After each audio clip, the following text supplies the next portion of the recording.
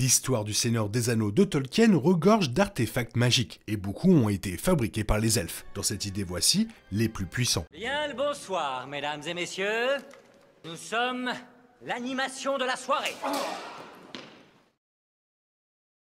Publié en 3 parties entre 1954 et 1955, le roman constitue la base de la trilogie du Seigneur des Anneaux de Peter Jackson, qui adapte une partie de l'histoire par film. Des elfes comme Galadriel, Arwen et Legolas figuraient en grande partie dans la trilogie de Jackson, mais la plupart des histoires elfes étaient en fait partagées dans le Silmarillion. Ce livre d'histoire de 1977 avait été confié par Tolkien à son fils pour l'édition finale de la publication après son décès. Le Silmarillion parle des types d'elfes de la Terre du Milieu et de leur vaste réalisation. Alors que les nains étaient responsables de l'extraction du mithril et des armures qui en découlaient, les elfes créaient des objets dotés de pouvoirs spéciaux. Bien que Galadriel ne semble pas considérer son miroir magique dans la communauté de l'anneau, de nombreux objets d'artisanat elfique avaient des capacités surnaturelles, et les hommes de la Terre du Milieu n'ont jamais appris à les fabriquer. Beaucoup de ces objets puissants ont changé à jamais le cours de la Terre du Milieu. Dans le film La communauté de l'anneau et dans la première partie du roman de Tolkien, l'elfe Galadriel a offert des cadeaux à la communauté. Le hobbit Sam a reçu une corde elfique de Galadriel à la fois dans le livre et dans le film. La corde elfique est faite de hitlin qui est fabriquée à partir de l'écorce interne des arbres malord. C'est peut-être ce qui a permis à la corde de répondre si intuitivement aux besoins de Sam. La corde elfique est solide, longue et légère et a permis à Frodon et Sam de descendre une partie du chemin vers le Mordor. Sam s'était résigné à perdre la corde attachée au sommet de leur descente, mais elle se détacha lorsqu'il la tira, comme il le souhaitait. Cette mystérieuse capacité n'a peut-être pas changé la Terre du Milieu, mais elle a certainement été utile. Les capes elfiques étaient un autre cadeau de Galadriel à la communauté, et elles offraient un camouflage de haute technologie au-delà de leur apparence modeste. Les capes elfiques se déplaçaient avec leur environnement, fournissant une couverture un peu comme un caméléon. Chaude et pratique, remplissant le rôle de manteau, les capes dissimulaient également ceux qui les portaient dans leur environnement. Les couleurs des manteaux semblaient changer avec la lumière changeante. Cette qualité reflète peut-être un style de tissu. Le velours ou le velours écrasé sont connus pour capter la lumière et la refléter dans différentes couleurs. Les capes étaient également chaude ou fraîche selon les besoins, présentant une sorte de capacité thermique qui n'était pas largement disponible à l'époque médiévale reflétée par le Seigneur des Anneaux. Cela montre à quel point ce qui semblait souvent magique aux hobbits et aux hommes était simplement technologiquement avancé pour les elfes. Le pain lambas, super nutritif, ou pain de route, n'est pas une invention des elfes, mais ils l'ont fabriqué et utilisé tout au long du Seigneur des Anneaux jusqu'au 3e âge. La cuisson des lambas était un art des Valar, transmis aux elfes pendant leur séjour à Valinor. Le Silmarillion raconte comment Melian la Maia a appris à Galadriel comment préparer des lambas.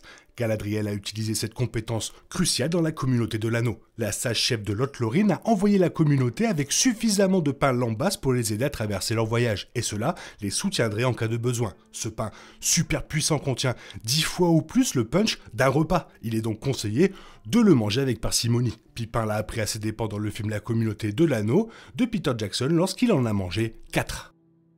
Le célèbre miroir de Galadriel a été utilisé par Frodon et Sam dans la communauté de l'anneau, leur montrant des événements importants dans d'autres lieux et à d'autres moments. Ce miroir de divination était l'un des outils de Galadriel, montrant ce qui peut arriver, ce qui va arriver ou ce qui était. Certaines choses montrées par le miroir peuvent ne jamais se produire, ce qui rend le miroir à la fois bon et dangereux, comme l'a déclaré Galadriel. Sam avait exprimé son désir de voir la magie elfique et Galadriel a confirmé qu'elle n'était pas sûre de ce qu'il voulait dire, mais qu'elle lui montrerait le miroir car cela lui semblerait magique. Galadriel a déclaré que le terme magie était plus souvent associé aux sorciers les plus sombres. Cela correspondait au point de vue de Tolkien sur la magie. Tolkien associait la magie à la sombre altération de la nature. Cependant, conformément à la nature mythopoétique du légendaire et aux incohérences qui en découlent, le mot magie était aussi parfois utilisé pour désigner les forces de la lumière.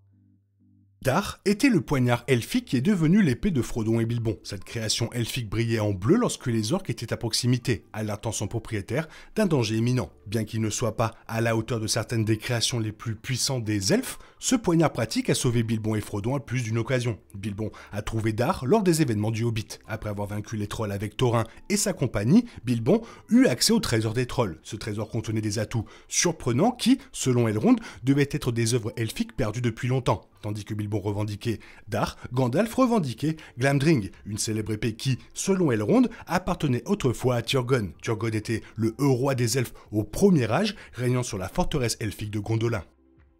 La pierre elfique est l'une des créations les moins connues des elfes, mais ses grands pouvoirs font l'objet de rumeurs dans de nombreux contes. Elessar signifie pierre elfique en langue elfique kenya. La pierre elfique est plus communément connue comme le cadeau de Galadriel à Aragorn dans la communauté de l'anneau, mais ses origines restent mystérieuses. Cependant, certains disent qu'elle a été fabriquée à Gondolin au cours du premier âge et transmise. On lui attribuait des pouvoirs curatifs et réparateurs. Cette belle pierre verte a été donnée à Aragorn comme une sorte de promesse. La pierre était auparavant en possession d'Arwen, alors Galadriel la donna sciemment comme une préfiguration du mariage d'Aragorn avec Arwen, même si elle ne savait pas comment les choses allaient se passer. Aragorn prit à cœur le cadeau de Galadriel et prit la pierre comme son homonyme royal, se nommant Elessar lors de son couronnement. Aragorn avait lui-même des prouesses en matière de guérison et il n'a jamais été clair si tout cela était dû à la pierre elfique.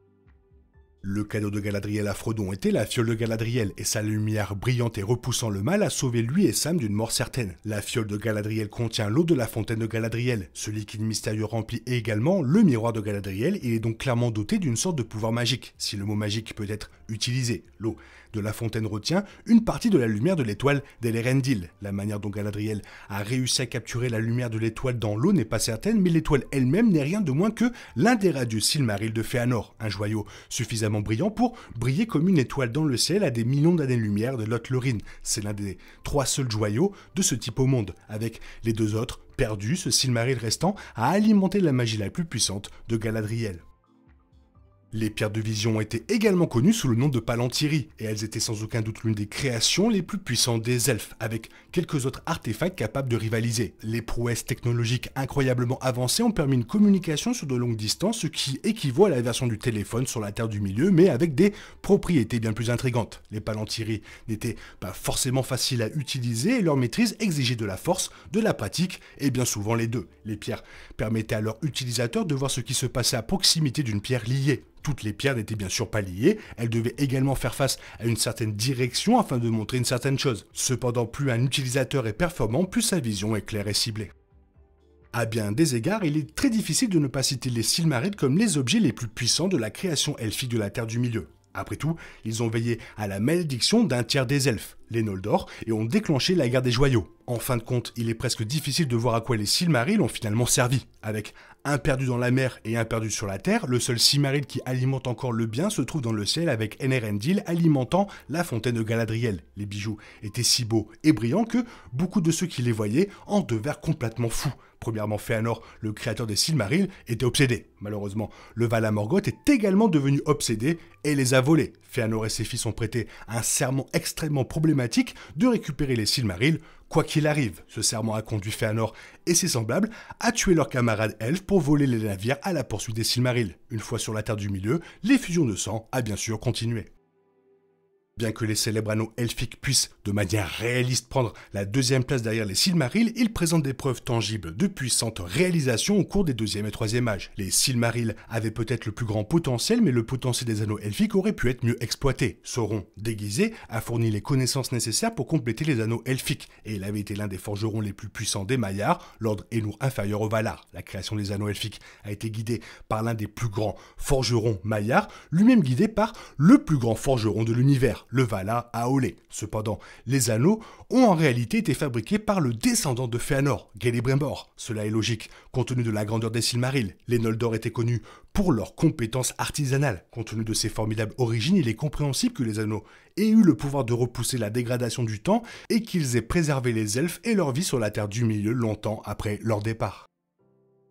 Super boulot les elfes, toujours plus précis que les nains, bah c'est la vie, c'est comme ça. Hein. Sinon toi, qu'est-ce que tu en penses? Quel est ton préféré? Fais-le moi savoir dans la zone commentaire. Je te souhaite une bonne année, on se retrouve bientôt pour une nouvelle vidéo. Bisous, bisous, bye bye. Il est impossible de compter sur les autres de nos jours, on est obligé de tout faire soi-même. Je me trompe? Rien de grave, j'avais tout prévu. Où va le monde, je vous le demande.